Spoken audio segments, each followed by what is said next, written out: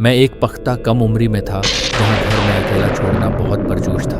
मैं 13 साल का था और मेरे वालिदैन ने हाल ही में मुझे घर में रात अकेले रहने की जिम्मेदारी सौंपी थी। सिर्फ शर्त ये थी कि मैं घर से बाहर नहीं जा सकता था और न ही किसी के पास था। लेकिन मैं उसके साथ ठीक है कि मेरे वालिद ने मुझ पर चीखे बगैर अपने म्यूज़िक या वीडियो गेम्स को धमाके से उड़ा देने के काबिल होना बिल्कुल ठीक था। चीज़ों को और भी बेहतर बनाने के लिए परजोश ये एक बारिश की रात थी जो तूफान में बदल गई। मैं थोड़ी देर के लिए बाहर बैठा गुर्ज चमक के साथ तूफान को देखता रहा। जैसा कि मैं करना चाहता हूँ, मुझे हमेशा गुर्ज चमक के तूफान पसंद है क्योंकि वो इसके बाद में रहने को बहुत ज़्यादा आरामदा बना देते हैं। द स्टॉर्म देखने के कुछ देर बाद मैंने अपने एक्सबॉक्स को अपने कमरे से नीचे की तरफ डीन टीवी पर मुंतकिल कर दिया, जिसमें बोस साउंड सिस्टम के साथ मेरे वालिद के बड़े फ्लैट स्क्रीन टीवी में सिर्फ इस वक्त खेलना था जब मैं घर में अकेला था और मुझे ये पसंद था। मांदादी परवाज़ थी, लॉन्ग रूम लेवल से नीचे सीढ़ियाँ, और ये घर के पछवाड़े के बराबर था, इसलिए घर के पछवाड़े का दरवाज़ा अड्डे में था। मैं घर को माजी के दौर में बयान कर रहा हूँ क्योंकि मैं बाहर चला गया था, लेकिन मेरे वालिदीन अब भी वहाँ रहते हैं, इसलिए मैं नीचे ब्लैक ओपस खेल रहा था। वॉल्यूम ब्लास्टिंग वाले अड्डे में मैं अपने दोस्त कोडी के साथ एक पार्टी में ऑनलाइन मल्टीप्लेयर खेल रहा था। मेरे पास कुछ ख़राब पुराना हेडसेट था जिसे आप सिर्फ एक ऑडियो सुन सकते थे, जो लॉबी में मौजूद दूसरे लोग थे और एक 13 साल की उम्र के मियार के लिए बात कर रहे थे। किसी चीज़ का ताने बात था। मेरे टुकड़े को दरवाजे की घंटी की आवाज़ ने रोका, अभिनव बज चुके थे।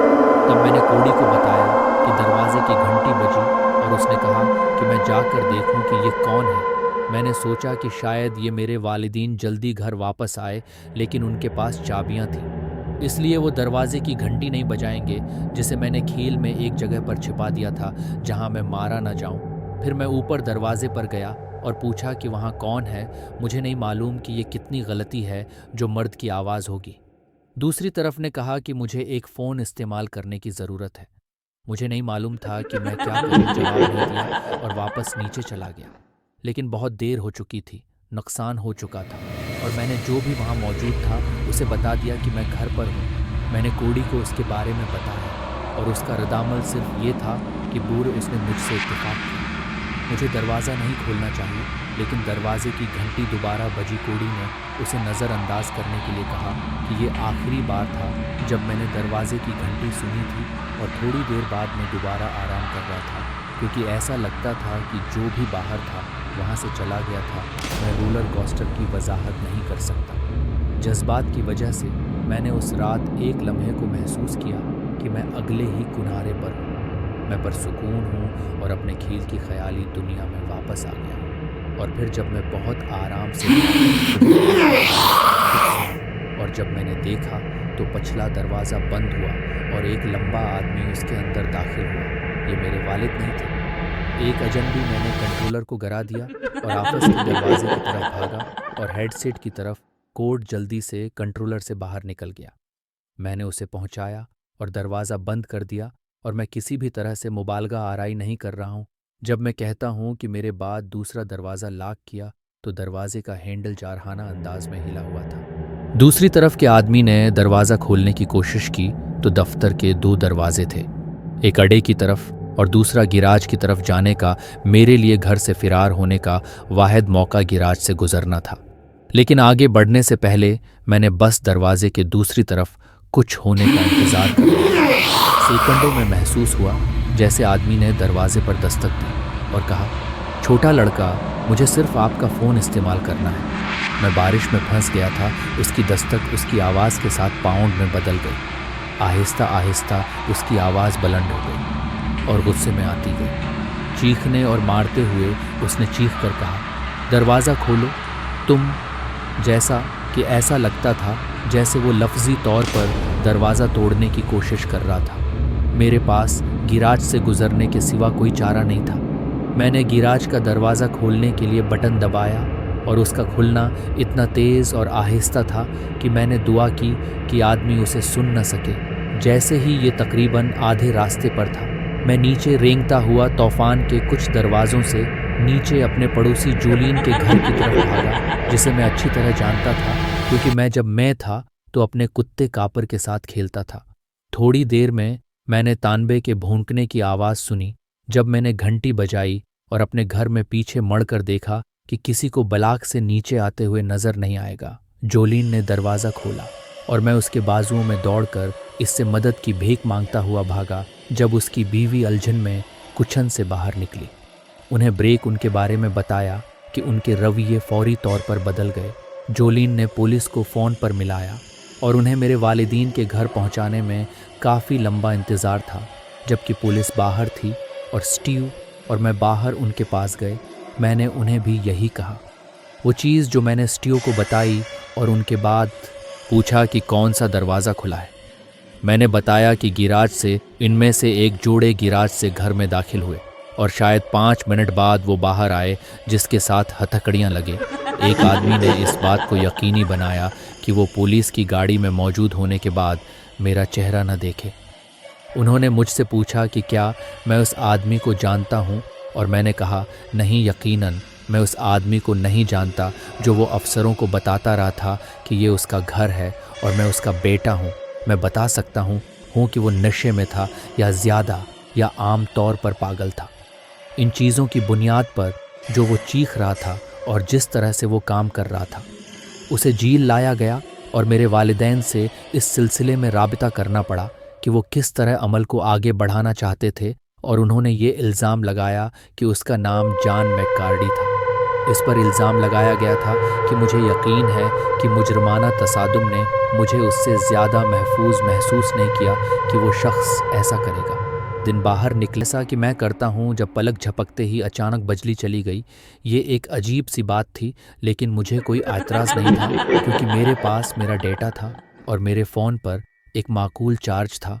इसलिए मैंने थोड़ी देर बाद ब्राउजिंग जारी रखी। जब मैं थकने लगा तो मैंने सोचा कि ये फ़ोन बंद करने और सोने का वक्त है।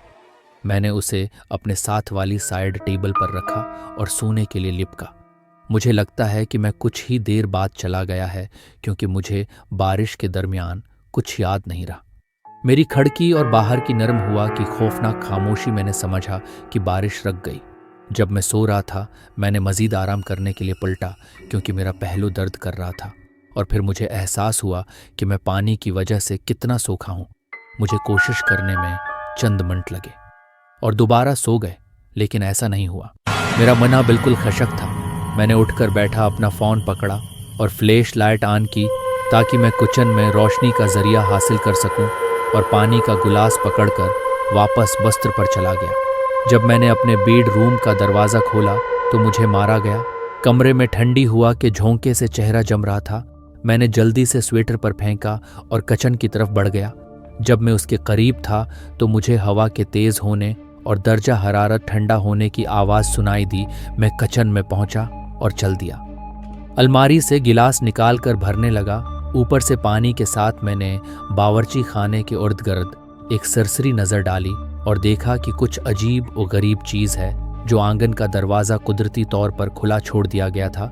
मैं उससे अजीब सा हो गया था और ये सोचकर थोड़ा सा डर गया था कि ये कैसे हो सकता है। मैंने अपने आप को अक्ली समझा कि मेरा दादा जान ने इस रात को पहले ही उसे खुला छोड़ दिया होगा और बस उसके बारे में भूल गए थे। मैं बेहसी से बाहर निकलते हुए अपने कुंधे पर नज़र डालते हुए स्लाइडिंग दरवाजे की तरफ बढ़ा और उसे फंसल बंद कर दिया। मैं तेज़ी से अपने कमरे में वापस चला गया। जब मैंने अपना दरवाज़ा खोला और उसे मेरे पीछे बंद कर दिया और फिर बिस्तर पर लेट गया। मेरी साइड टेबल पर पानी का गिलास और टार्च हाथ में थी।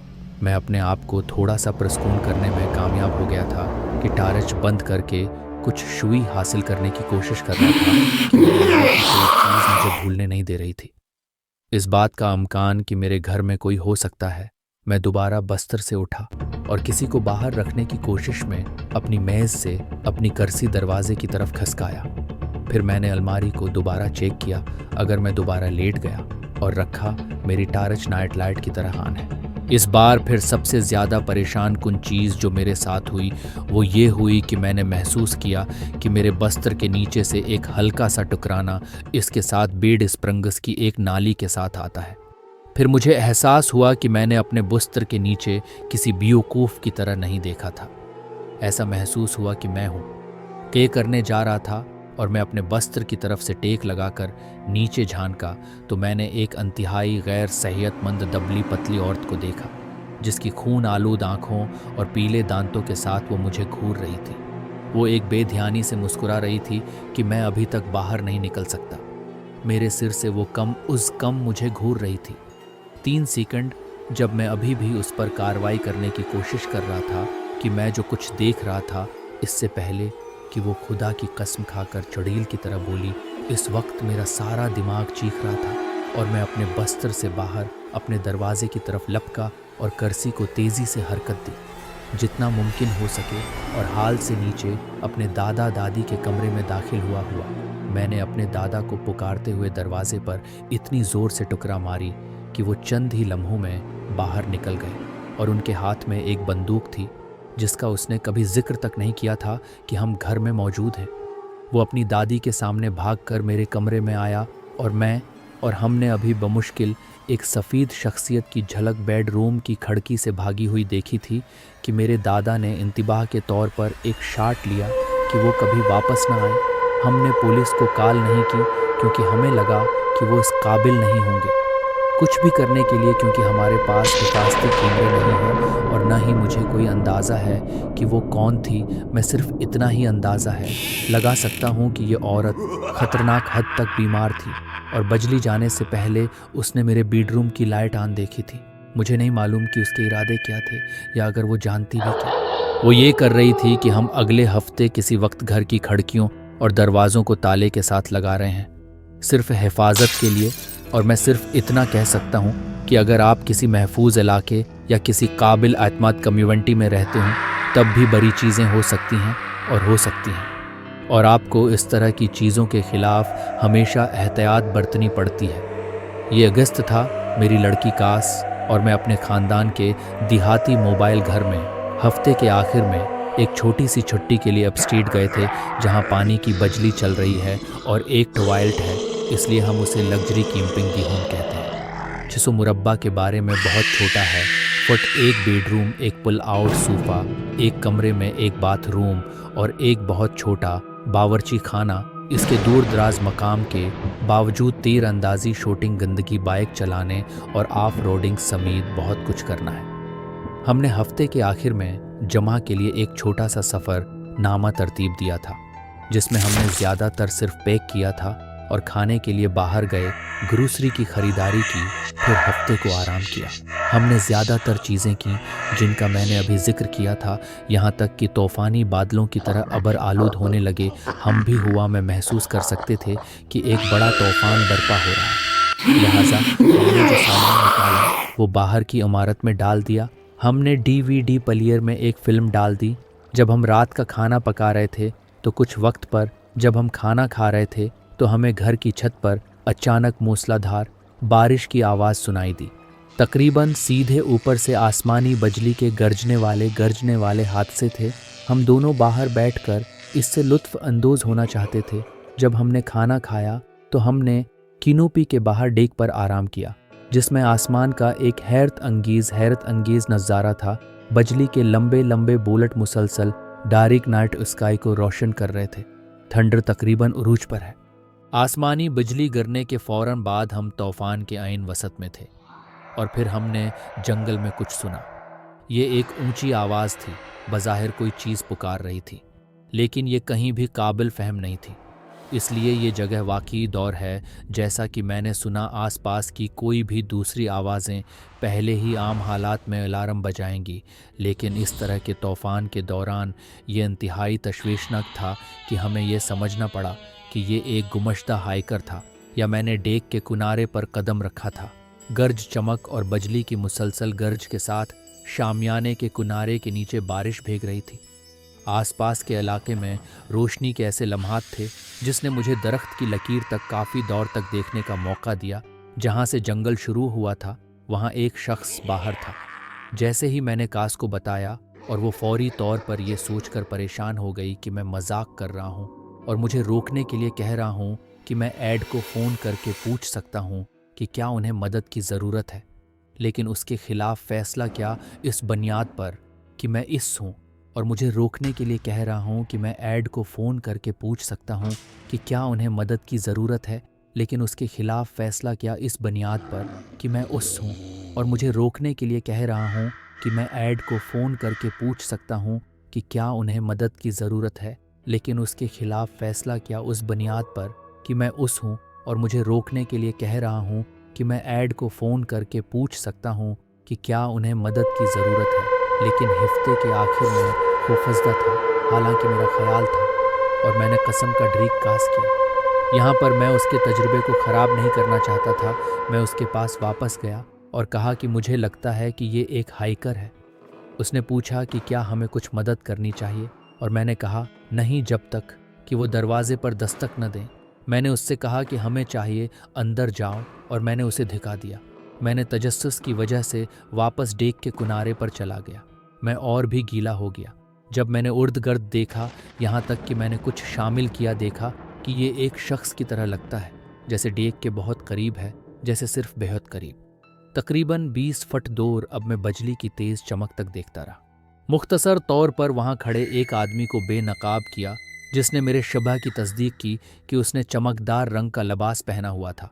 ये तकरीबन सफ़ीद लग रहा था। वो बिल्कुल साकित खड़ा था, जो कि सबसे खौफनाक हिस्सा था। वो डेक के करीब भी नहीं जा रहा था, या कुछ भी नहीं था जिसमें मैं अंदर गया और जल्दी से दरवाज़ा बंद कर दिया। कैसडी ने परेशानी को देखा। मेरे चेहरे पर मैंने अपने दिल की धड़कन महसूस की और मुझे तकरीबन मतली महसूस हुई। मुझे यकीन है कि मैं तकरीबन हकला रहा हूँ, जैसा कि मैंने कहा कि मैं नहीं जानता कि वो कौन है। और फिर मैंने देखा कि कास की आंखों में परेशानी मज़ीद बढ़ गई। मैंने उसे पुरस्कून रखने की पूरी कोशिश की। वो किसी की तवक्का रखता है। दरवाज़ा खटखटाते हुए, मदद मांगते हुए मैंने कहा कि शायद उन्हें सिर्फ तूफान से पनाह की ज़रूरत है। मैं आपको बताता हूँ कि ये है सबसे लंबा 5 मिनट था, जो बैठकर बारिश और बिजली की चमक को सुन रहा था, उससे पहले कि हमने महसूस किया और बाहर डेक पर कदमों की आवाज़ें भी सुने।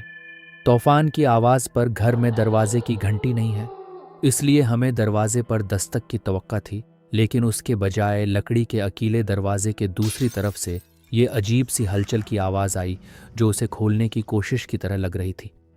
इस बात की निशानदेही करें कि परेशानी आय महसूस हो रहा था कि अरूज पर है।